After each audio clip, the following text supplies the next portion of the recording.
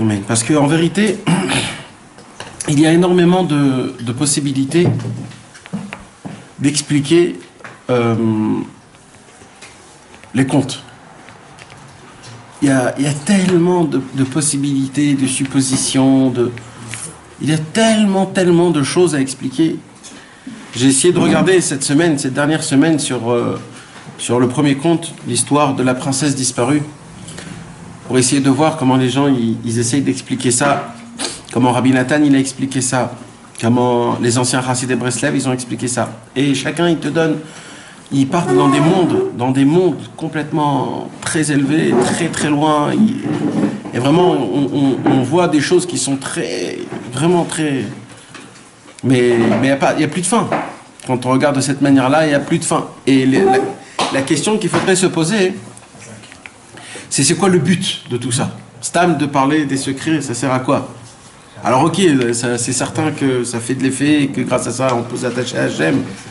Mais l'essentiel, c'est quoi? C'était surtout ce que Rabbi Nachman de Breslev il voulait, c'est qu'on puisse se réveiller et d'être de nouveau amoureux de Hachem, d'être de nouveau pétillant, un homme jeune qui est prêt à foncer, qui veut découvrir, qui veut découvrir.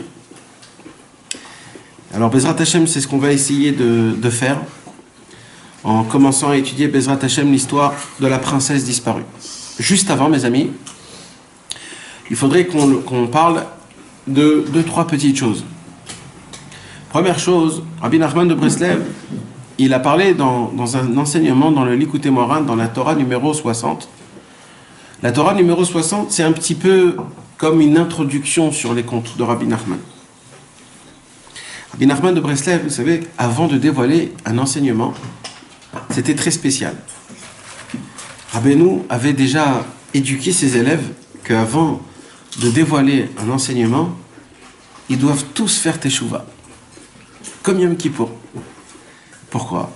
Il disait Rabbi Nachman, parce que la Torah que je vais vous dévoiler, c'est en fonction de vous aussi.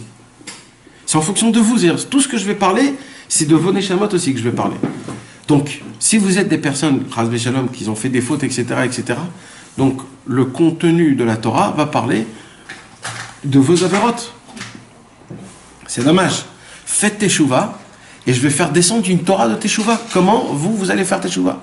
Et là, ça sera une Torah pour l'éternité, parce que toujours on devra faire teshuva. Et Bémet, c'était comme ça. Il se passait qu'à chaque fois qu'il y avait des temps spéciaux où Rabbi Nachman il dévoilait un enseignement, et à chaque fois que Rabbi Nachman il se préparait à dévoiler un enseignement, ça prenait du temps, c'était déjà connu, c'était pendant les fêtes, etc. Tous les élèves de Rabbi Nachman, c'était comme Yom Kippour, il dit Rabbi Nathan. C'était mamash comme Yom Kippour. Chacun était de son côté. Il faisait vidou, il commençait à pleurer, il commençait à dire pardon à Hachem, je veux avoir un héros de Teshuvah, etc. Mamash, c'était quelque chose, c'était une ambiance qui était très spéciale. Et ils étaient assis, chacun dans leur place, druchim, c'est-à-dire prêts à entendre les paroles. Et Rabbi Nachman, lui aussi, il montait là où il montait, ça lui prenait beaucoup de minutes avant qu'il dévoile quelque chose. Et au moment où il était prêt, Rabbi Nachman commençait à dire les paroles les enseignements, et là, il y avait un silence total. Mais dans cette Torah-là, la Torah 60, il s'est passé quelque chose d'autre. Dans cette Torah-là, Rabbi Nachman a dévoilé cette Torah à Rosh Hashanah. C'était entre les 2 jours de Rosh Hashanah. C'est-à-dire la sortie du premier jour et l'entrée du deuxième jour, entre les deux. Après Tashlir. On fait Tashlir le premier jour. Et les gens, ils ont commencé à faire Teshuvah, etc. Et d'un coup, ils étaient en train de se parler, les élèves, en se disant... Mais jusqu'à quand on va dormir? Jusqu'à quand? Ça veut dire on a un âge déjà assez élevé. On est Rosh Hashanah chaque année, Kippour chaque année. On refait toujours la même chose. Jusqu'à quand on va dormir? On sent qu'on dort. C'est quoi ce... Et ils se sont dit peut-être qu'il faut qu'on se réveille, qu'on demande à Kadosh Baruch Hu. Et comme ça, ils étaient en train de se parler. Rabbeinu, il était enfermé dans sa chambre et il sort tard le soir, encore avant qu'ils ont prié vite, avant tout. Avant. Il rentre dans la pièce, la grande pièce, où il y avait là-bas tous les élèves. Et qu'est-ce qu'il dit Rabbi Nachman? Rabbi Nachman, il dit Uru yeshenim mitardematrem.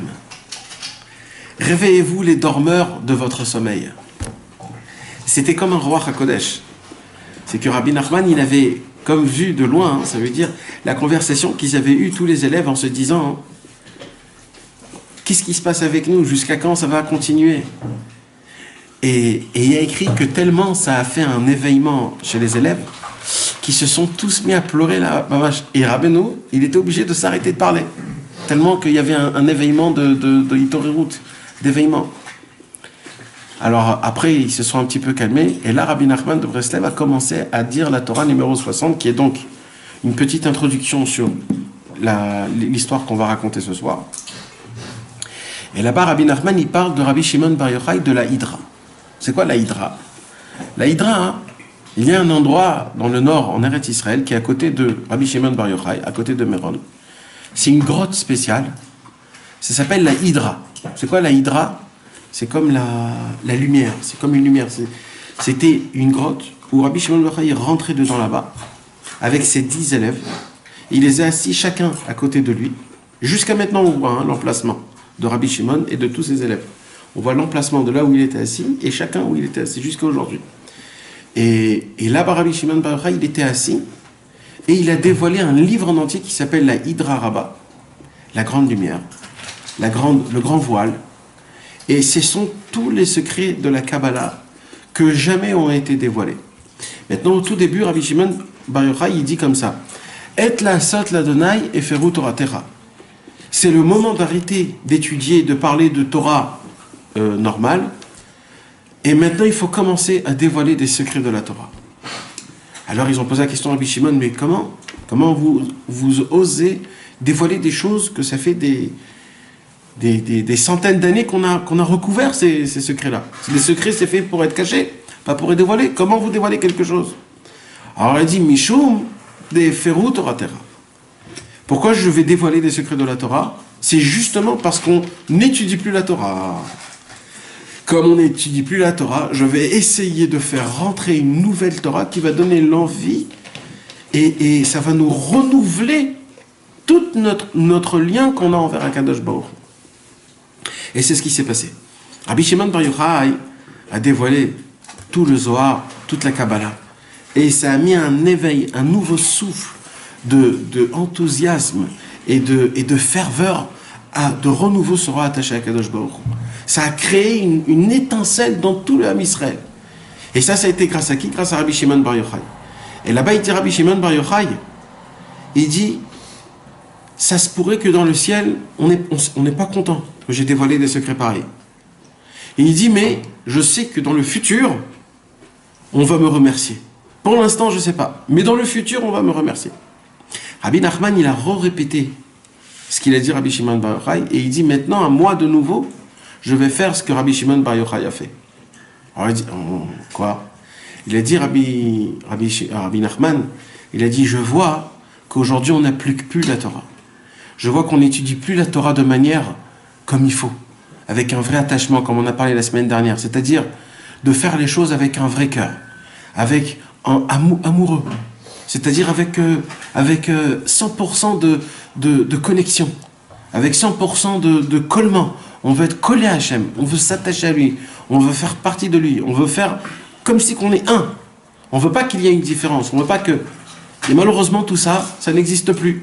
La majorité de tout ce qu'on applique, on applique parce qu'on est rentré dans une routine, on est obligé de mettre les téphilines, on est obligé de faire Shabbat, on est obligé de faire...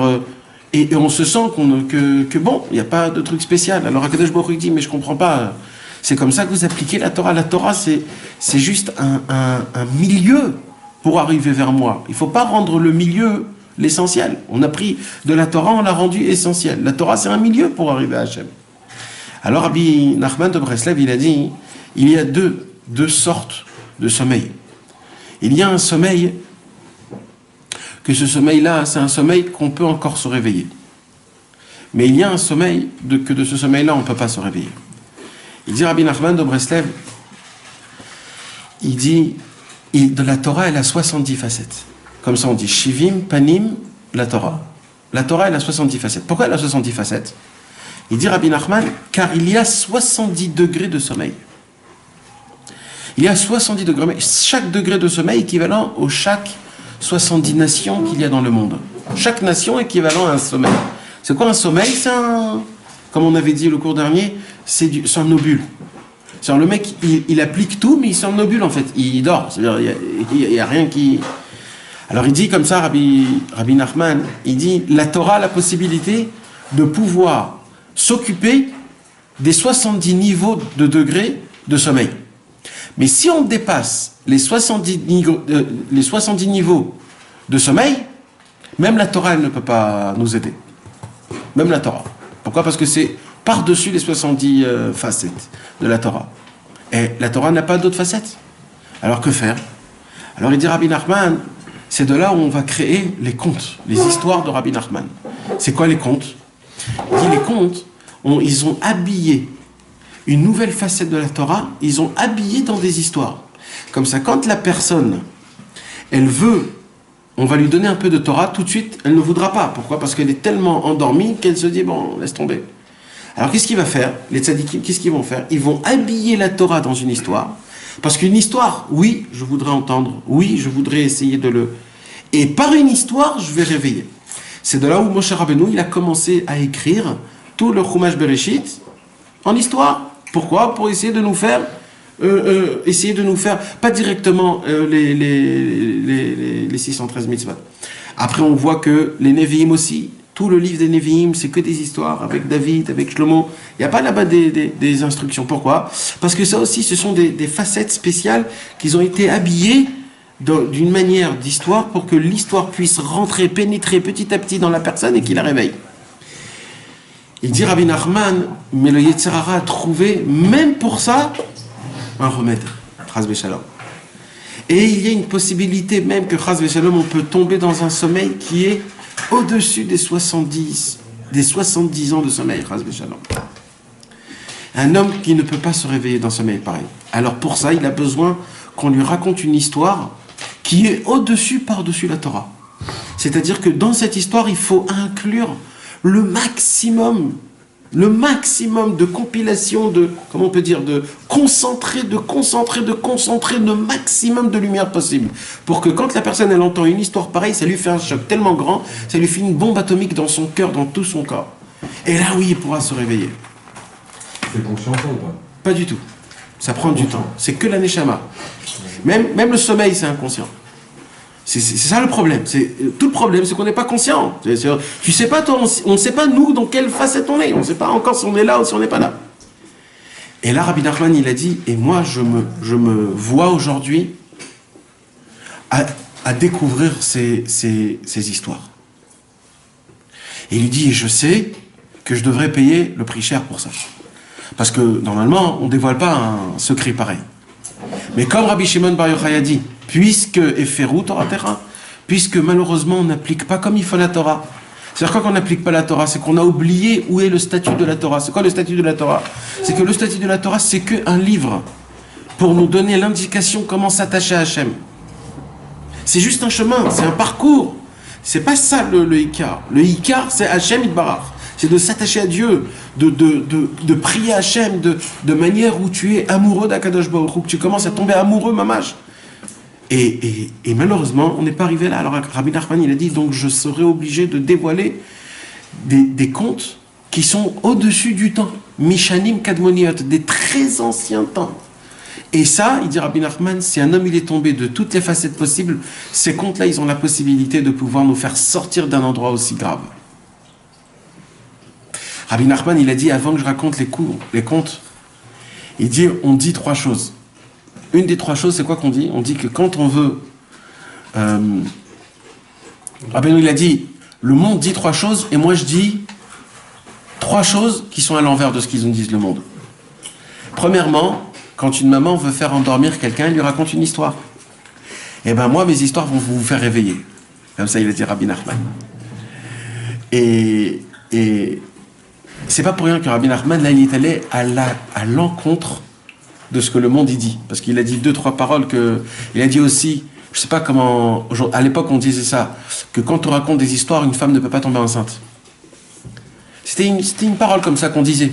Et il dit, Rabbi Nachman, moi, avec mes contes, toutes les femmes qui ont un problème d'enfant, elles vont avoir des enfants. Bezrat Hashem. Il a dit une troisième chose, il a dit, le monde dit que les tzadikim n'ont pas besoin d'argent. Et moi je dis que le tzadik a besoin de toute la richesse du monde. D'où on sait ça? Il dit Rabbi Nachman, vous allez voir que tous les tzadikim qui ont fait un changement historique dans la spiritualité, c'était des tzadikim qui étaient d'une richesse exceptionnelle. Par exemple, le premier c'était qui? Moshe Rabbeinu. Moshe Rabbeinu, il a fait dévoiler la Torah. Il a écrit que Moshe Rabbeinu, lui, il avait pris les miettes des tables de la loi. Et il a écrit que les miettes des tables de la loi sont devenues des pierres précieuses et que Moshe Rabbeinu était d'une richesse énorme. Quand chacun il est allé prendre son truc, lui il est allé prendre les ossements de Yosef et les tables de la loi. Ça veut dire il était devenu très très très riche. C'est pour ça donc qu'il a donné la Torah. Il dit Rabbi Nachman parce que c'est en équivalent de l'argent, mais on ne va pas rentrer dans ça parce qu'après... Il dit Rabbi Nachman, on voit encore qui? C'est qui a dévoilé la Mishnah? Rabbi Danassi. Il écrit que Rabbi Danassi, il donnait son maaser 350 caves de poulet, c'était son maaser d'une journée. 350 caves, une cave, c'était c'est 4 CA. 4 CA, c'est énorme, les kits sont, c'est vraiment beaucoup. Et ça, c'était par jour. D'accord? Et Rabbi Danassi, il a dit Kaitz vechoref, c'est-à-dire l'été et l'hiver, jamais dans ma table il manquait tsnon vechazeret, du réfort et du tsnon, du radis. C'était la dame de saumon fumé. C'était pas un radis. Non, parce que c'est quoi la beauté de cette parole? C'est que les radis, on les a pas dans toutes les époques. Comment dire, toutes les saisons. Mais lui, il était tellement riche qu'il emmenait le radis du monde en entier et chez lui, il y avait toujours le radis. Maintenant, pourquoi le radis? Parce que le radis est écrit dans la Gemara que c'est bon pour digérer. Parce qu'il est un peu harif, il est un peu piquant, donc il mange, il fait rassasier. Donc il disait Rabbi Danassi, donc Rabbi Danassi, puisqu'il a donné la Mishnah, il était obligé d'être riche, donc il était très riche. Maintenant, on voit que c'est qui a écrit la Gemara? Ravina et Ravashi. Ravina et Ravashi, ils ont écrit la Gemara. Maintenant, pour écrire la Gemara, donc il dit Rabbi Nachman, il fallait d'une richesse énorme. Pourquoi? Parce que c'est un dépend de l'autre. Et on raconte sur Ravina et Ravashi aussi une richesse qui était exceptionnelle. Et c'est pour ça que Rabbi Nachman, donc il a dit ces trois sortes de paroles-là. Maintenant, Rabbi Nachman, quand il a dévoilé la Torah 60, mes amis, c'est une Torah qui est, en vérité, normalement, de base, on devrait l'étudier, cette Torah. Si on aurait un kollel et qu'on aurait étudié tous les jours, alors là, on aurait étudié la Torah. Mais comme malheureusement, c'est juste un cours par semaine, donc on ne peut pas trop s'étaler. Donc on va aller directement dans l'histoire du... Mais Rabbi Nachman, il a dit, quand il a dévoilé la Torah, les élèves de Rabbi Nachman, ils étaient tellement comme ça, bouche bée. Il a dit, Rabbeinu, je peux vous tenir 3 jours et 3 nuits sans manger, sans dormir, et vous n'allez pas bouger une seconde tellement que cette Torah, elle est belle. La Torah numéro 60. Comme ça, il a dit. Et les Breslev, ils ont dit, c'est pas pour rien qu'il a dit 3 jours et 3 nuits, parce qu'il y a une Mishnah dans la Gemara qui dit comme ça. Un homme qui jure, qui jure une chevoie, jamais je vais dormir, je prends sur moi de ne pas dormir 3 jours et 3 nuits, ce qu'il a dit, c'est annulé. Pourquoi? Parce que ça n'existe pas qu'un homme, il ne peut pas dormir 3 jours. Ça n'existe pas, c'est pas dans le... on ne peut pas.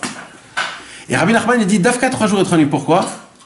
Parce que Rabbi Nachman, il a dit, parce que puisque je vais commencer à vous dévoiler les contes, et les contes, ils sont faits pour vous réveiller. Alors mes contes, ils vont être tellement forts que même 3 jours et 3 nuits, vous pourrez être réveillés tellement que c'est fort. C'est certain qu'il a dit ça spirituellement, il n'a pas dit ça... Mais ça veut dire, on voit comment chaque parole de Rabbi Nachman, c'était vraiment très pensé. On va commencer avec l'aide de Dieu, Bezrat Hashem, le premier conte, la princesse disparue. Alors, avant qu'on commence le cours, alors il y a une petite introduction, Bezrat Hashem, vous allez voir comment Rabbi Nachman nous a dit, comment chaque mot, chaque parole, elle pèse très lourd, et on peut faire de ça des mondes et des mondes. Mamash, hein, c'est pas de la rigolade, Bezrat Hashem. Est-ce que vous connaissez d'abord le conte de la princesse disparue, plus ou moins, vous l'avez lu une fois en 2 mots, comme ça, juste pour qu'on parle d'un roi qui adorait sa fille, qui s'est énervé avec elle, qui l'a jetée. Il a dit, pars de la maison, elle est partie. Et depuis qu'elle est partie, le roi est très pas bon, très triste. Et le vice-roi qui a vu comme que le roi est triste, il s'est dit, je vais ramener la fille du roi.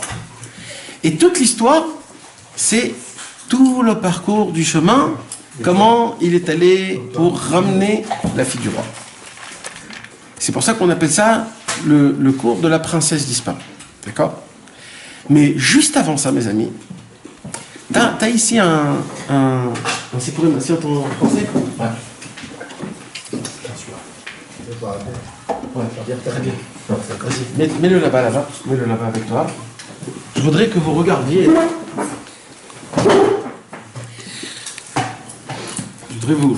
Il faut que je vous dise, voilà, il faut que je vous fasse montrer comment Rabbi Nachman. Ah, voilà. Robin, tu l'as en français là? Le Rabbi déclara: j'ai raconté en chemin une histoire qui inspira une pensée de repentir chez tout celui qui l'entendait. La voici. Ah. Ça veut dire, dis-moi ce que tu as compris là, dans ça. Qu'est-ce qu'il y a écrit? C'est quoi qu'il y a écrit ici? Il a raconté une histoire, ouais. En chemin. Et chaque personne qui écoutait cette histoire, ça lui donnait un hirour tchouva, une pensée de repentir. Que chaque personne qui l'écoutait, voilà l'histoire. Voilà. Alors, je vais vous la faire en hébreu, mes amis. Regardez comment chaque mot, il est important. Juste avant, mes amis, je vous rappelle que quand Baba Saleh, il avait vu la première, ce qu'on vient de dire là, il est resté quelques heures que sur cette parole, et après il a refermé parce qu'il a dit il faudrait que je me consacre tout mon temps pour découvrir ce qu'il y a écrit ici. Alors là, il y a écrit comme ça. Et vous allez voir que Rabbi Nachman, souvent, il y a écrit comme ça. Ana ve'amar. C'est-à-dire quoi? Ana ve'amar. Pas traduit. Nachon. Ana ve'amar, ça veut dire il a répondu et il dit. Salam alaikum. D'accord? Il a répondu et il dit. Et là, il dit quoi? C'est quoi qu'il a dit? Baderer, si parti m'a assez. En chemin, j'ai raconté une histoire. Chez Kol Mi Shaya Shoma, que tout homme qui a entendu cette histoire, Ayalo Hirur Tshuva, cette histoire lui a fait créer une pensée de Teshuva. Oh bah, ça remet. Voilà, Tania.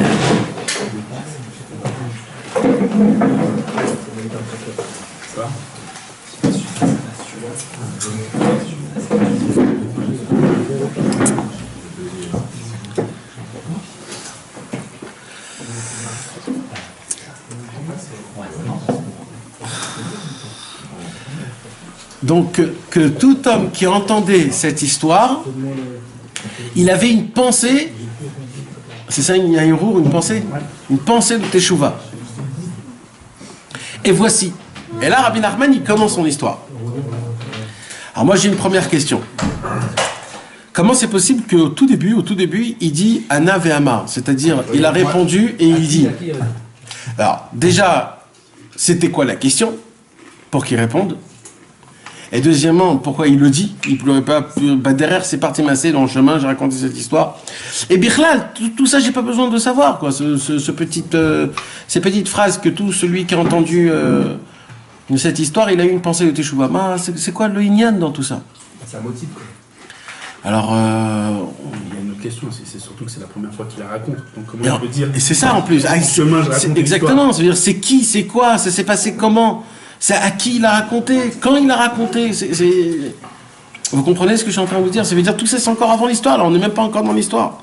Et là, il dit Rabbi Nachman, il a répondu comme ça commence. Le Sipourim Hazat, il commence. C'est quoi sa première? Il a répondu et il dit dans le chemin, j'ai raconté une histoire que tout homme qui a entendu cette histoire, il avait la réponse à cette histoire. Maintenant, pour les Israéliens de vous, il y a un problème dans le dikdouk, dans la grammaire. Bah, derrière si parti m'a assez. En chemin, j'ai raconté une histoire. Ça, c'est au passé. Chez Kol Mishaya Shom'a, que tout homme qui l'entendra, ça, c'est au futur.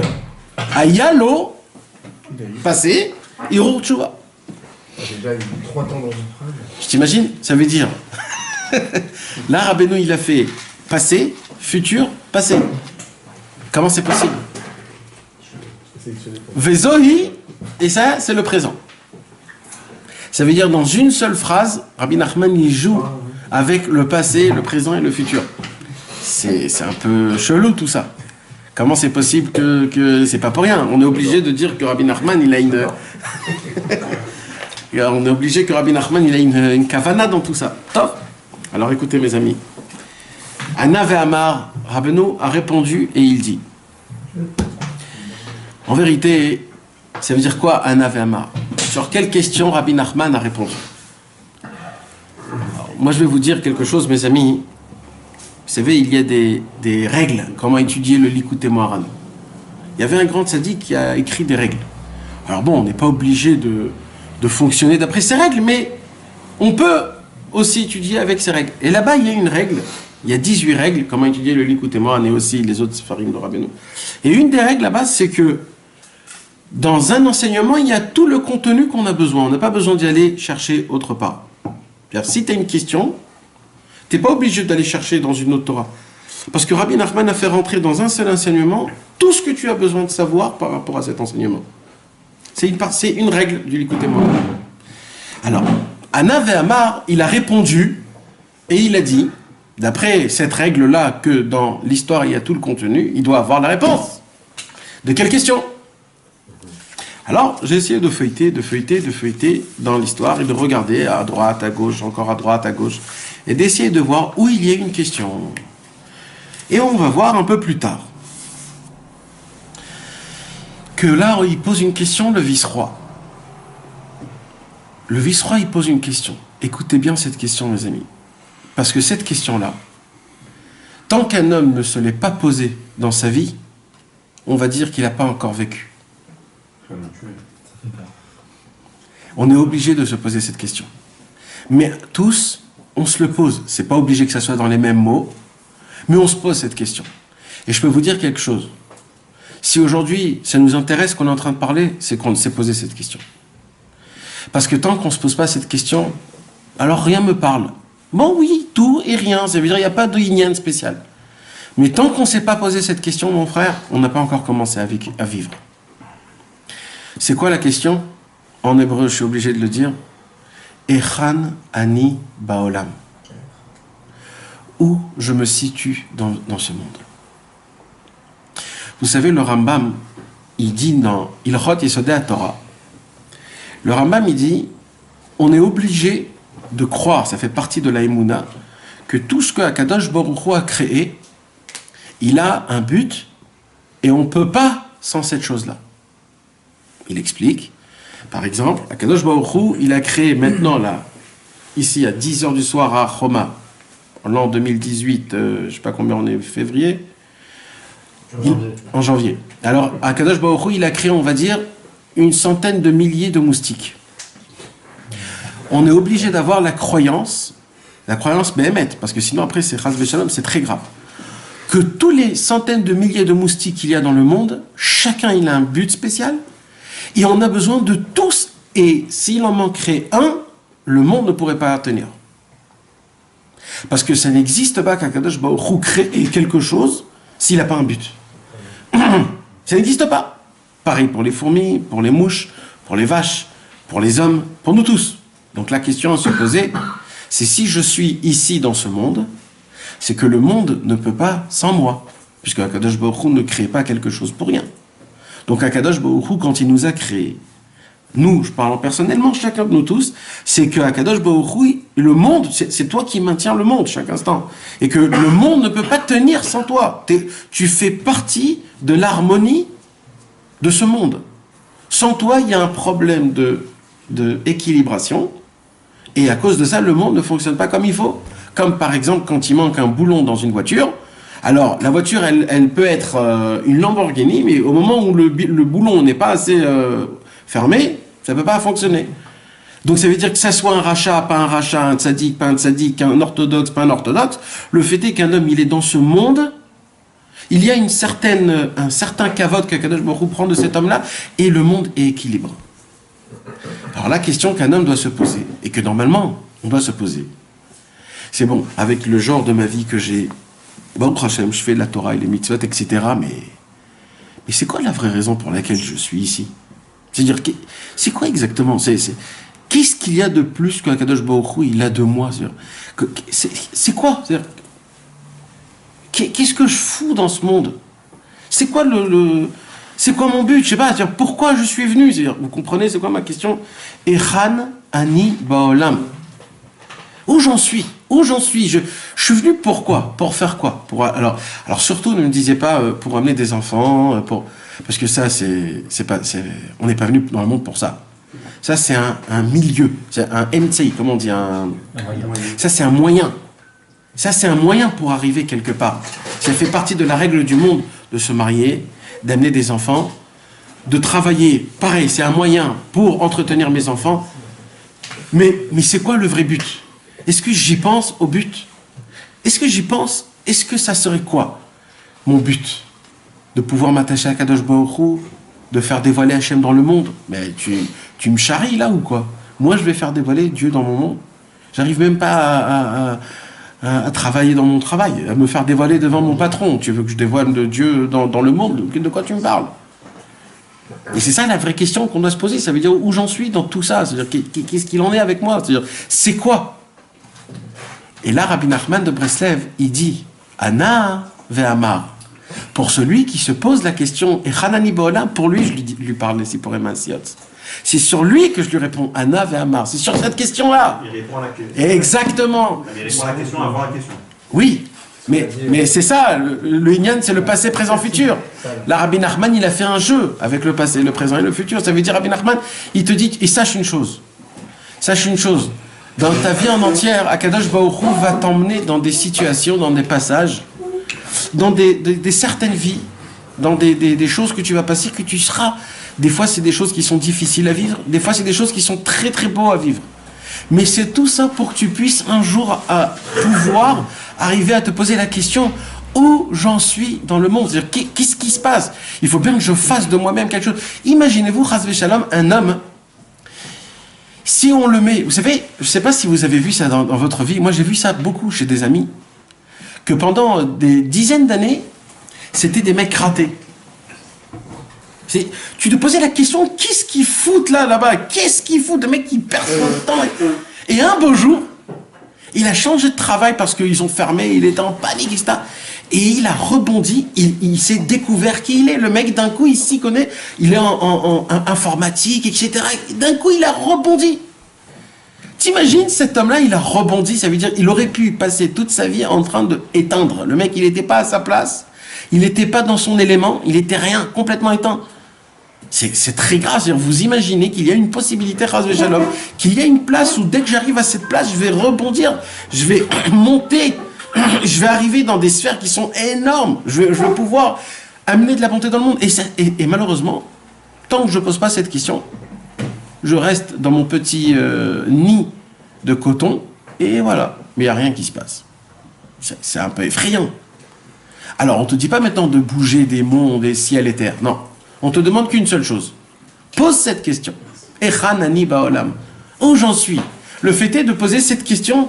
Quand tu poses la question, il dit Rabbi Nachman, le livre, les contes de Rabbi Nachman de Breslev, les Sipur Masiot, c'est pour une personne qui s'est posé la question, où suis-je dans le monde? Sur ça, Rabbi Nachman, il vient, il dit, un ave amar. Je vous réponds et je vous dis. Qu'est-ce qu'il nous dit, Rabbi Nachman? Il nous dit, Rabbi Nachman, un très grand secret. C'est quoi? Baderer si parti maasé. En chemin, j'ai raconté cette histoire. Ça veut dire quoi, en chemin, j'ai raconté cette histoire? Vous savez, Rabbi Nachman de Breslev a dévoilé une des premiers enseignements qu'un Rabbi Nathan a entendu de Rabbi Nachman, c'est la Torah numéro 6. On dit chez les Chassidés de Breslev que l'enseignement numéro 6 fait partie des bases de toute la Chassidut de Breslev, mais plus que ça, fait partie des bases d'un homme qui veut servir Hachem. C'est une Torah qui est très compliquée, qui est très longue, qui parle de beaucoup de sujets, mais le sujet comme ça en un mot, en un seul pied, comme on dit, je vais vous le dire. Il dit Rabbi Nachman de Breslev, sachez une chose. Le résultat on s'en fout complètement. Mais complètement. Complètement. Le résultat dans le ciel n'a aucune importance. Tout ce qu'il y a d'important dans le ciel, c'est le chemin. Qu'est-ce que tu as fait pour essayer d'acquérir la chose? C'est de là où Rabbi Nachman il vient et il dit, c'est pour cela, soyez très fort, soyez un expert dans les montées et dans les descentes. C'est-à-dire quoi? Sachez que quand dans votre vie ça fonctionne et tout marche, et que Baruch Hashem, vous avez une bonne vie, rappelez-vous que même dans votre service divin, vous arrivez à étudier, vous arrivez à servir à Kadosh Baruch Hu. Sachez ne pas trop s'y croire. Ouais, moi j'ai mon Chavruta, j'ai mon truc, j'étudie comme il faut, etc. Et je suis un très grand connaisseur. Pourquoi? Parce que Kadosh Baruch Hu est très loin. T'as beau monter, frère, t'es très loin d'Hachem. Rappelle-toi toujours que tu as encore du chemin à faire. Ça, c'est d'être un expert dans les montées. Il dit Rabbi Nachman, et il faut être un expert dans les descentes. Ça veut dire quoi? Un expert dans les descentes. Quand Tras Veshalom, ça va mal, et qu'un homme, malheureusement, il n'arrive pas à servir Hachem, et qu'il essaye, il réessaye, et il n'arrive pas. Il a beau tout essayer de faire, il a beau tout, et toujours il retombe, il rechute. Alors il dit Rabbi Nachman, sois un expert, c'est-à-dire quoi? Surtout ne désespère pas. Surtout ne baisse pas tes bras. Parce que plus tu descends en bas, plus Dieu il est proche de toi. Pourquoi? Parce que Karov Adonai Lenish Berelev. Dieu est proche des gens qui sont dans la nécessité. Surtout dans la nécessité spirituelle. Donc sache une chose, plus tu tombes Chas Veshalom, sache que Dieu est proche de toi, Dieu n'est pas loin de toi. Ça c'est d'être un expert dans les montées et un expert dans les descentes. Et ça s'appelle, il dit Rabbi Nachman, comment on dit un expert en hébreu? Baki. C'est quoi la gimatria de Baki? 112. Alors, il faut être Baki, on a dit, dans les montées et dans les descentes. D'accord? Alors, donc, c'est 2 Baki. 2 fois 112 égale à 224, c'est la gimatria de Derer, le chemin. C'est ça, Derer si partimase. Ça veut dire quoi? C'est de quoi qu'on parle ici? Derer, je veux que toute votre vie soit un chemin. C'est quoi un chemin? On ne regarde pas si je suis arrivé ou pas. Vous savez, à l'époque, nous on peut encore le comprendre, mais les générations d'aujourd'hui ne peuvent pas comprendre ça. Vous savez, à l'époque, quand on allait en voyage, quand on prenait la voiture de Paris, on faisait Paris-Deauville ou alors Paris-Juan-les-Pins, etc. À l'époque, la voiture déjà elle chauffait, il y avait pas de Mazgan, etc. Le trajet en lui-même, c'était déjà des vacances. Parce que tu t'arrêtais, tu voyais à droite à gauche, tu voyais le paysage, tu t'arrêtais dans des stations d'essence, on faisait le petit pique-nique avec la maman, etc. Et un jour, 2 jours plus tard, on arrivait à Deauville, etc. Et là, c'était bon les vacances. Donc, le chemin en lui-même, c'était un kiff. C'était un kiff. Mais aujourd'hui, le Yetzer Hara, il a fait que tout, c'est vitesse. C'est-à-dire, aujourd'hui, vous allez voir, les enfants, ils s'en foutent complètement du chemin, de comment on arrive. Ils veulent tout de suite arriver en vacances, ils veulent tout de suite être dans la piscine, ils ont complètement oublié le chemin. Et le chemin, il n'y a plus de kiff dans ça. Vous allez voir qu'à l'époque, quand on devait voyager d'un endroit à un autre endroit, à l'époque, c'était lent, parce que c'était dans le calèche. Ça prenait du temps pour envoyer une lettre. Tu devais envoyer une lettre dans la poste, ça arrivait 2 semaines, 3 semaines plus tard, etc.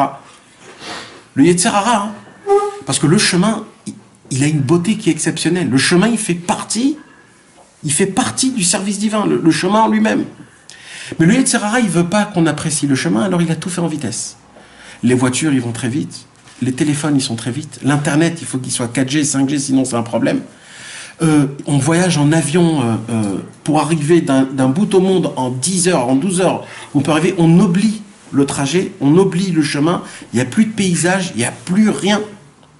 On veut être d'un point, arriver au deuxième point, sans qu'il y ait au milieu quelque chose. Et ça veut dire quoi? Dans le service divin, malheureusement, il y a des grades, c'est pas des grades, mais il y a des points de finale. Il y a des tachanot, des points de finale. C'est quoi les points de finale? Faire mon dafayomi, y aller au mikvé, si j'ai prié Shacharit Mincharit Beminyan, c'est des points de... Et tout, je me juge en fonction de ce que je me suis mis en point. Non, c'est bien. Et ça, mes amis, ça s'appelle des résultats. C'est des résultats. J'ai fait ou j'ai pas fait. J'ai compris, j'ai pas compris. Je me suis réveillé ou je me suis pas réveillé. Mon lachonara, je l'ai fait ou je l'ai pas fait. Et vous savez, ça, Akadosh Baruch Hu, c'est pas du tout ça qui regarde. Ça peut-être à l'époque. Mais aujourd'hui, que la génération est tombée très très bas. Très bas. Akadosh Baruch Hu, il dit, c'est plus ça que je regarde. Je regarde l'effort. Que l'effort. Je m'en fous si, à la fin du compte, t'as prié Béminyan ou pas. Moi, ce que je veux savoir, c'est tout le chemin qui s'est passé pour aller prier au Minyan. T'as voulu, t'as pas voulu, tu t'es dit, je vais me préparer, je vais aller ça, etc. Il s'est préparé, les enfants, etc. Il va pas emmener les enfants, il a un problème. À la fin du compte, il a raté, il a pas pu faire. Alors, s'il se conduit au niveau des résultats, il a rien fait. Le mec, il a pas prié. Tarles, il a pas prié. Alors, vas-y, mets-toi une droite. Rabbi Nachman, il dit non. Rabbi Nachman, il dit l'effort. C'est quoi l'effort? C'est le chemin. Bah, derrière, c'est parti assez. C'est en chemin que j'ai raconté. C'est dans le chemin, pas quand je suis arrivé quelque part. Parce que toute ma Torah, moi, il dit Rabbi Nachman de Breslev, c'est que le chemin. L'essentiel, c'est le chemin. Ce que Akadosh Baruch Hu, il regarde, c'est l'effort, c'est le chemin. Vous savez, le Baal Shem Tov, il avait un fils. Son fils s'appelait Rabbi Tzvi. C'était un tzaddik nistar. On ne sait rien de Rabbi Tzvi. Rien. Il y a une seule chose qu'on sait de Rabbi Tzvi. Une seule. C'est quoi? C'est qu'un jour, il y avait un très grand mariage. Et ils ont invité Rabbi Tzvi à ce mariage. Et il y avait tous les tzadikim de la génération, les élèves du Baal Shem Tov, qui étaient assis à la table d'honneur. Et donc, il y avait Rabbi Tzvi aussi là-bas. Et là, tous les élèves du Baal Shem Tov, ils se sont dit, cette fois-ci, on l'attrape. On est obligé de lui faire sortir quelque chose de sa bouche. Et là, tous les tzadikim, ils lui ont dit, Bechavod, Rabbi Tzvi, dites quelque chose. Il lui a dit, mais non, mais moi, je sais rien du tout, qu'est-ce que vous me voulez, etc. Non, dites quelque chose. Bon, Bekitsour, à la fin, Rabbi Tzvi, il a craqué, et il a dit, ok, je vais vous dire quelque chose. Il a dit, vous connaissez les combats de coq? Alors, ils ont dit, oui. Ils ont dit, c'est quoi le plus important dans un combat? C'est celui qui gagne, ou comment le combat était? Alors, ils ont dit les deux. Alors, il dit, alors si c'est comme ça, imaginez-vous, il y a un monsieur qui rentre dans le ring, il est balèze, il met une droite, il fait un KO et il part à la maison. Vous croyez que les gens, ils ont payé 1000 ou 2000 euros pour une place pour voir un combat qui a duré moins de 15 secondes? Non, nous, ce qu'on veut voir, c'est un vrai combat. Comment il le met par terre, il se réveille, il le remet par terre, il se remet, il essaie, etc. Et à la fin du compte, c'est le mec qui est tombé 10 fois qui lui met un KO au deuxième, et là, c'est une explosion. Et il dit, ben, dans le ciel, Zeikar Avodat Hashem. L'essentiel du service divin, Akadosh Baruch Hu, le nachat. Comment on dit le nachat? Le plaisir le plus grand qu'Akadosh Baruch Hu, il a de nous, c'est pas en faisant un V ou pas sur mes actions. C'est combien j'ai fait d'efforts. C'est le chemin, combien il est important. Et sachez une chose. On a dit que l'essentiel, jeudi soir, on a étudié que l'essentiel que Rabbi Nachman de Breslev, il a essayé d'emmener dans le monde. Rabbi Nachman, il a dit, mon feu brûlera jusqu'à la venue du Mashiach. Et on a expliqué, c'est quoi mon feu brûlera jusqu'à la venue du Mashiach? C'est la chaleur. C'est que quand quelqu'un, il est chaud, c'est quelqu'un, il est vivant, il est chaud, il est là, il est prêt, il est... Rabbi Nachman, lui, il est venu dans ce monde pour échauffer le monde, pour mettre le monde en chaleur. Et tout le travail de Amalek, mes amis, vous savez c'est quoi? Asher Karacha Baderer, c'est de refroidir. Sachez une chose, mes amis. Nahon, Asher Karacha Baderer, lui, il veut te refroidir dans le chemin, il veut que des totsaot. Il veut que des résultats, le Amalek. Amalek, il vient, il dit, non, moi je veux pas savoir, t'as essayé, t'as pas essayé. Tarles, tu t'es levé à Hatzat ou pas? Tu t'es pas levé, alors t'as un naze. T'as pas fait mikvé? Laisse tomber. Ton tikkun, laisse tomber. C'est ça lui ce qu'il veut, le Amalek. Amalek, lui, il veut du tarles, du concret. Mais c'est pas ça le concret. Pour Akadosh Baruch Hu, le concret, c'est combien j'ai fait d'efforts, combien je me suis fatigué. Parce que l'essentiel, c'est le chemin. C'est pas le résultat. Et vous savez quoi? Le commencement du Sipur et Masiot, c'est Baderer, c'est le premier mot, Baderer. Baderer, c'est parti maasé. C'est que cette histoire-là, c'est dans le derer. Et en plus de ça, Comment il commence le Likutei Moharan? La première phrase du Likutei Moharan, Ashrei Tmimei Derech. Heureux les simples. On va voir comment ils le traduisent ici. Je m'excuse, hein, j'ai pas préparé le.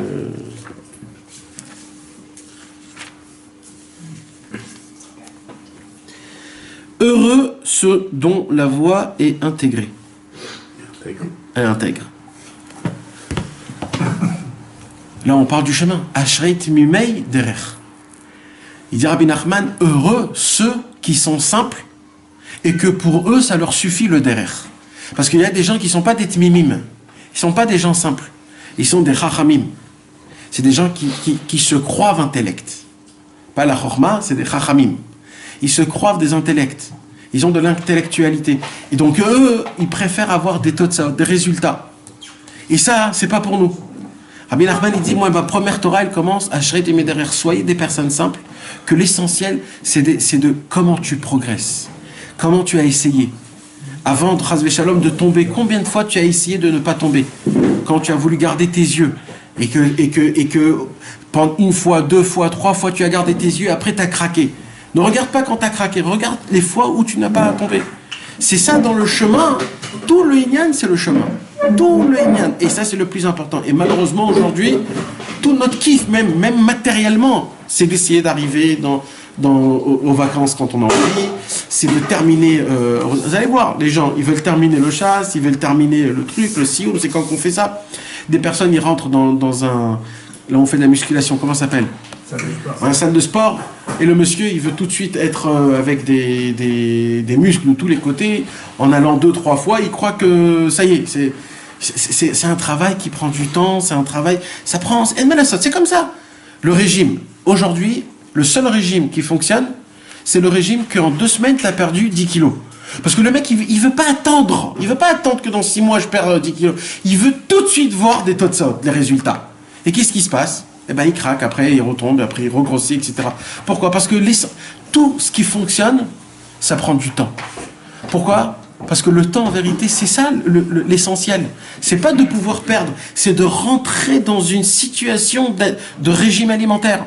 Et pareil pour tout. Vous allez voir que tous les circoncis, pas les circoncis, les kitsurim derrière. Tous les raccourcis. Nous, on croit que les raccourcis, que tous les raccourcis, nous, on les prend pour une facilité, mais ce que nous, on ne sait pas, c'est que les raccourcis, c'est ça la chute la plus grande. Parce que pour nous, raccourcir le chemin, il m'empêche, en fait. En fait, le chemin est devenu une ménia, un empêchement pour arriver à mon but. Mais il faut que notre but, ça soit le chemin. C'est de rentrer dans une vitalité, dans un circuit de vitalité, comme ça, de chemin de service divin, où le chemin en lui-même, il change. Pas que j'arrive à 30 kilos, et dès que j'arrive à 30 kilos, alors c'est bien, je me sens bien, etc. C'est pas ça le but. Le but, c'est de rentrer, c'est ton chemin, c'est comment tu vas réagir, comment tu vas faire. C'est dur parce qu'Hachem lui a donné les 613 mitzvot. Nahon. De base, on n'aurait pas dit ça. Nahon. Il lui a donné 613 chemins, ou 613... Nahon. Mais Béhémet, le Zohar HaKadosh, il appelle Tariag Itin. Et Itin, c'est 613 conseils pour se rapprocher de Dieu. C'est pas des... Alors, Bevada, je parle pas, Chas v'Shalom, d'application de la Torah et Mitzvot. On est obligé d'appliquer la Torah et la Mitzvot. Mais il faut essayer de ne pas... C'est s'y mettre à ça. Nahon. Ça change toute la... Oui, c'est vrai. C'est pour ça que c'est un chemin, c'est pour ça que c'est un travail. C'est un travail qui n'est pas simple, mais c'est un travail qui demande. Maintenant, écoutez bien comment c'est beau. Donc tout ça, c'est quoi? C'est le chemin. Derrière, c'est parti massé. Donc en chemin, j'ai raconté cette histoire. Chez Kol Misha Aya Shom'a, Aya Lo Yerur Tshuva. Que tout homme qui l'a entendu, il aurait un Yerur de Teshuva. Vous croyez vraiment que si on va lire cette histoire, on aura un héros de Teshuva, mes amis? Rabbeinu, il a dit, alors quoi? Peut-être qu'on l'a pas bien écouté. Ah. Pas bien compris. Là, il y a écrit pas écouter, là. Chez Kol Mishaya Shoma. Tout homme qui l'aura entendu, il aurait un héros de Teshuvah. Alors regardez comment la providence divine est belle. Baruch Hashem, on a commencé à faire ce cours-là la semaine dernière, et pile poil, c'est tombé ce cours-là qui touche à notre paracha de la semaine. On est quel paracha? Yitro. Vaishma Yitro Kohen Midian. Rashi pose la question, Mashmu Hashama Kirat Yamsuf Milchemet Amalek. Il y a écrit comme ça, comment, et a écouté et a entendu Yitro. Rashi pose la question, qu'est-ce qu'il a entendu Yitro? Yitro a entendu la guerre qu'ils ont eue avec Amalek et comment Akadosh Baruch Hu a ouvert la mer. Et quand il a entendu ça, Yitro, il a dit, oh là là, c'est quoi ce peuple qui est exceptionnel? Je veux me convertir. Alors, le Midrash il pose la question, quoi? Il n'y a que Yitro qui a entendu ça? Le monde en entier a entendu que Dieu a ouvert la mer. Et comment on a combattu Amalek. Alors pourquoi il y a écrit que c'est que Yitro qui a entendu? Parce que c'était lui le prêtre de tout le monde. Ouais, mais alors, il n'aurait pas dû dire Vaishma, il aurait pu dire une autre chose. Non, il a été touché Il par avait dit, ça. ouais, touche-le, ouais. Hein? Il a été touché par ça. Il a fait quelque chose qui a fait que lui, il en Voilà. Lui, il a fait faire, il y a comme on dit par exemple à quelqu'un, quand il parle, tu dis Tishma, Tishma. Ça veut dire, on lui dit écoute, je sais, écoute. Il y a 49 kinyanim de la Torah. Il y a 49, comment on dit, comment on peut dire ça? Dans les Maximes des Pères, dans le Perek Hamishi, il y a là-bas des moyens comment acquérir la Torah. Il y a plusieurs... Et une des choses, c'est quoi? C'est Shmiat HaOzen. L'écoute de l'oreille. Alors, là-bas, il y a écrit, on entend par l'oreille d'un autre membre. Ouais, bien sûr que tout ce qu'on entend, c'est dans l'oreille. Alors pourquoi il y a écrit Shmiat HaOzen, l'écoute de l'oreille? Non, parce qu'il y a entendre et il y a entendre. Et encore une fois, tout dépend de ton but. Tout dépend de ton but. Tu as la possibilité d'entendre. Yitro, il était à la recherche de Dieu. C'est la preuve, il a écrit qu'il était curé de toutes les sortes de religions. Pourquoi? Parce qu'il était à la recherche de Dieu. Alors, comme Yitro, il était à la recherche de Dieu au moment où il a vu la mer qui s'ouvre et comment il a mis le Milchemet Amalek, tout de suite il s'est dit, oh là là, j'ai la réponse à ma question de toute ma vie. C'est qui le vrai Dieu? Et je vois que c'est le Dieu d'Hébreu. Alors lui, Vaishma, lui, son écoute, c'était une écoute pour appliquer, pas juste j'ai entendu. Il dit Rabbi Nachman de Breslev, vous voulez savoir c'est qui aurait un Hirour Teshuvah? C'est celui qui veut recevoir une réponse à Echan Ani Baolam. Lui, il aura un Hirour de Teshuvah. Un homme qui veut savoir comment avancer, un homme qui veut essayer de se trouver quelque chose, d'essayer d'avancer, de découvrir Akadosh Baruch Hu, de retomber amoureux de nouveau d'Hachem, d'avoir cette électricité, de pouvoir étudier, pouvoir prier d'une manière que tu te sens complètement vivant. Un homme comme ça, lui, quand il va écouter cette histoire Béhémet, il va avoir un héros de Teshuvah. Parce que ça, c'est ça, Shom'a. C'est ça, c'est d'entendre Mamaj. C'est pas juste d'entendre, c'est de le faire redescendre dans ton cerveau, dans ton cœur, que tu comprends le concept. Comment il est important. Maintenant, c'est quoi un héros de Teshuvah? Alors, il y aura plusieurs personnes qui vont nous dire c'est quoi un héros de Teshuvah. Alors, un héros de Teshuvah, c'est... Il y en a qui vont dire que c'est le matzpoun. Comment on dit le matzpoun? La culpabilité. La culpabilité, quand tu fais quelque chose, tu t'es mal conduit, tu dis oh là là, purée, c'est pas beau, c'est pas beau. Alors c'est une sorte de héros de Teshuvah. Il y en aura des gens qui vont dire comme ça. Mais il y a des autres personnes qui vont te dire que c'est quoi un héros de Teshuvah?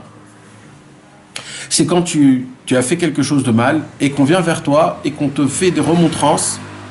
Et quand on te fait des remontrances, tu dis bon, c'est vrai, j'ai un peu exagéré. Alors ça s'appelle un héros de Teshuvah. Il y a une autre sorte de héros de Teshuvah, c'est quoi?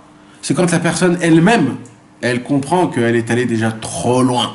Et elle se dit, il faudrait que je change. Et il dit Rabbi Nachman, dans tous les cas de toute cette catégorie-là, dans tous les cas, c'est pas du tout de ça que je parle, il dit Rabbi Nachman. Il dit Rabbi Nachman, un héros de Teshuvah, pour moi, c'est quoi? C'est de faire comprendre à quelqu'un qu'il y a encore espoir. Que le désespoir n'est pas encore terminé. Quand tu crées un nouvel espoir chez quelqu'un, c'est ça un héros de Teshuvah, et rien d'autre. Parce que de faire réveiller quelqu'un, de faire admettre quelqu'un qu'il a fait faire Teshuvah, qu'il a fait des avérotes, ça m'aide pas tout ça. Je le comprends, mais ça ne veut pas dire que je ne vais pas retomber. Par contre, il y a une seule chose qui va faire que je ne vais pas retomber, c'est quand j'ai un espoir, quand je commence à croire en moi, que oui, c'est possible. Il dit Rabbi Nachman de Breslev, cette histoire-là, la koteret, comme on dit, le titre de cette histoire, c'est quoi? C'est que le désespoir n'existe pas. On va recréer de nouveau, on va planter dans la terre une nouvelle graine, qu'elle va faire pousser un arbre, une plante, que le désespoir n'existe pas, que c'est possible, même quand dans tous les coups, c'est foutu. C'est foutu dans tous les coups, c'est foutu, il n'y a plus rien à faire, il n'y a plus rien à faire. Vous allez voir, on va étudier dans cette histoire comment il y avait ici quelqu'un qui est allé chercher pendant toute une vie en entière après quelque chose, et à la fin du compte, où il n'en pouvait plus, c'était terminé, il vient pour rentrer chez lui à la maison, et là, la délivrance, elle arrive. Maintenant, vous allez me poser la question, ouais, mais à la fin du compte, mais toute la beauté, c'est le chemin. Parce que tout ce qui va nous apprendre, ici Rabbi Nachman de Breslev, c'est le chemin. C'est comment il a parcouru, où il est allé, par quel chemin il a pris, les angoisses qu'il a eues, le renforcement qui s'est renforcé, les joies qui s'est obligé d'être joyeux, les contentements qui s'est dit je me contente de ça. C'est ça que Kadosh Baruch Hu, il a à son plaisir. C'est ça la grandeur de tout. Et quand un homme il comprend ça, il découvre qu'il a un vent d'espoir. Parce que tout l'Inyan, c'est l'espoir. C'est marqué aussi dans le Sipurei Massiot, là on voit qu'il dit, il l'a trouvé, sauf il a trouvé, car au moins de Saota. On voit limite que le fait qu'il ait trouvé, c'est pas tellement important. Parce que, ce qui est important, c'est comment il a trouvé. Exactement. On va voir plus tard que Rabbi Nachman, il a fait, entre parenthèses, une faute d'écrivain. Normalement, c'est quoi le hic pour un écrivain, pour écrire un roman, pour mettre la personne dans le mystère, c'est quoi? C'est d'essayer de créer une histoire, que l'histoire rentre dans une autre histoire, et que dans tous les cas, jamais tu vas découvrir c'est qui le héros de l'histoire et comment l'histoire se termine.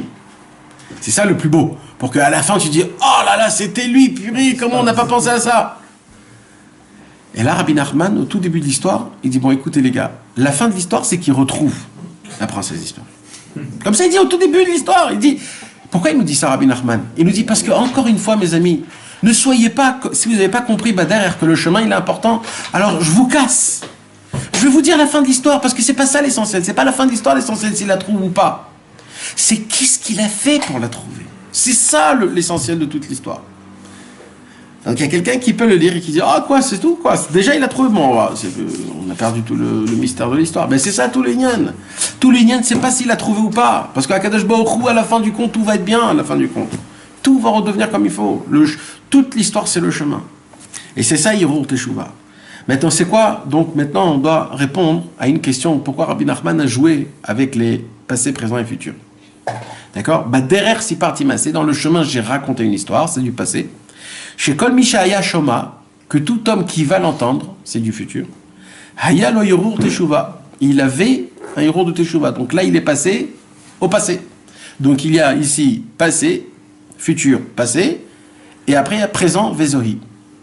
Il dit Rabbi Nachman de Breslev, ça c'est Rabbi Avram ben Rabbi Nachman qui dit ça dans le livre Hormaot Vuna, une explication sur le Sipurei Massiot qui est très très compliqué, un livre très très compliqué.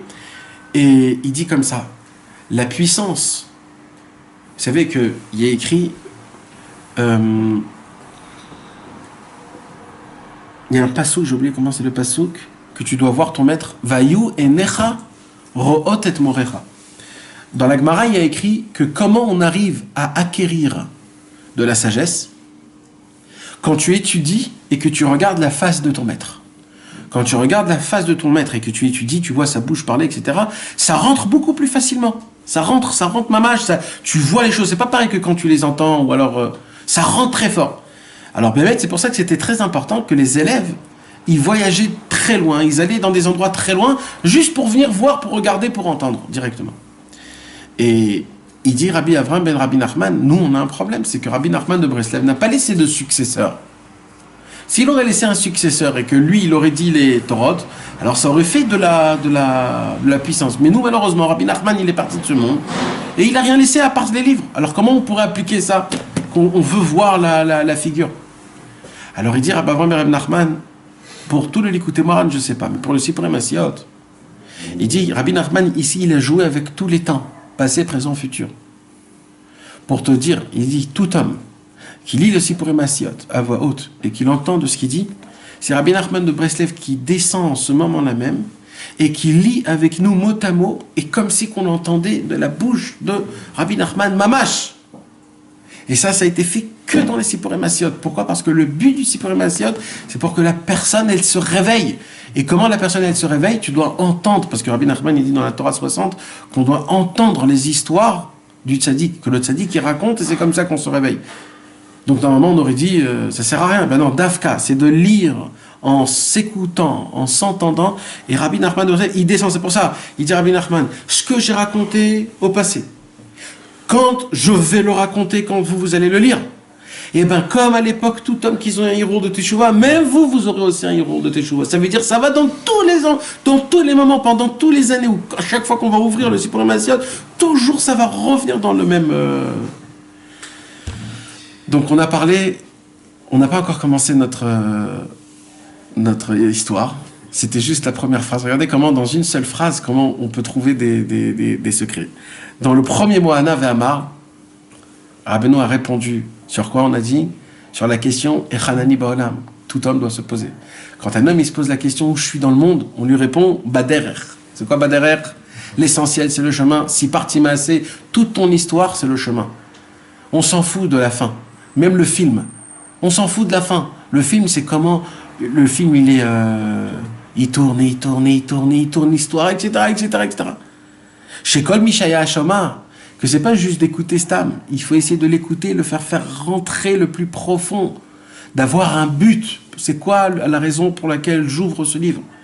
Ayalo Hirur Teshuvah, c'est quoi Hirur Teshuvah? C'est un espoir. C'est cette histoire qui va nous donner l'espoir, qui va nous faire revivre notre cœur de pierre en le rendant un cœur de chair pour être vivant, pour être pétillant, pour être à nouveau amoureux d'Akadosh Baruch Hu. Et c'est ça tout le but des Sipurei Massiot. Et c'est ce que voulait Rabbi Nachman de Breslev en commençant à raconter les contes. Parce que toute la raison pour laquelle Rabbi Nachman a raconté des contes, c'est qu'il a dit « Mes enseignements ne vous font plus rien.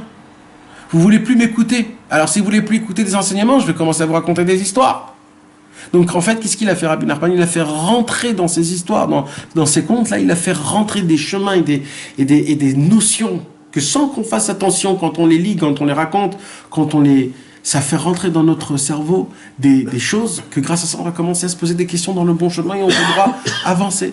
Plus et plus, Bezrat Hashem. Il faut les lire en hébreu ou n'importe quelle langue?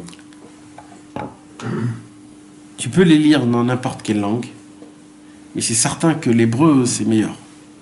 C'est certain. Parce que Rabbi Nathan, quand il les a mis en hébreu, regarde, t'as vu comment là-bas, hein, en français, il a mal traduit comment nous on a traduit Ana ve'amar, Baderer, c'est parti. Il n'y a pas tout ça. Comment il dit Ana ve'amar là-bas? Le Rebbe déclara. C'est pas déclara. S'il a répondu et il dit. Et s'il dit il déclara, je ne saurais pas qu'ici qu'il a eu une question. Donc on est arrivé à ça, Ana ve'amar, il a répondu. Il a répondu à quoi? À une question. Quelle question? Echanani ba'olam. Ça, tu pourrais pas le comprendre du français, tu comprends? Donc tu peux le lire parce que pour comprendre le contexte. Parce que sinon après, si tu ne pourras pas savoir, alors lis-le en français. Mais essaye de pouvoir d'avoir un but à le lire en hébreu, Bevadaï, c'est meilleur. Bezrat Hashem. Voilà mes amis, c'est un petit commencement de la première histoire de la princesse disparue. Bezrat Hashem. Mais la première histoire, les étaient à la base, non? Donc les histoires, c'était onidiques. Les hybrides, c'est quoi? Rabbi Nathan, mais Rabbi Nathan, quand il les a écrits, il les a fait montrer à Rabbi Nachman, et Rabbi Nachman, il a donné son accord. Donc il y a eu encore... Donc il faudrait les dire Médish. Ah, le mettre Nachman. À la base. Baderer. Comment on dit en yiddish baderer? Il dit Rabbeinoula ichveg. Ichveg. Et ichveg, c'est 148. Rabbi Nachman. Tout Rabbi Nachman, c'est ichveg. Je suis en chemin.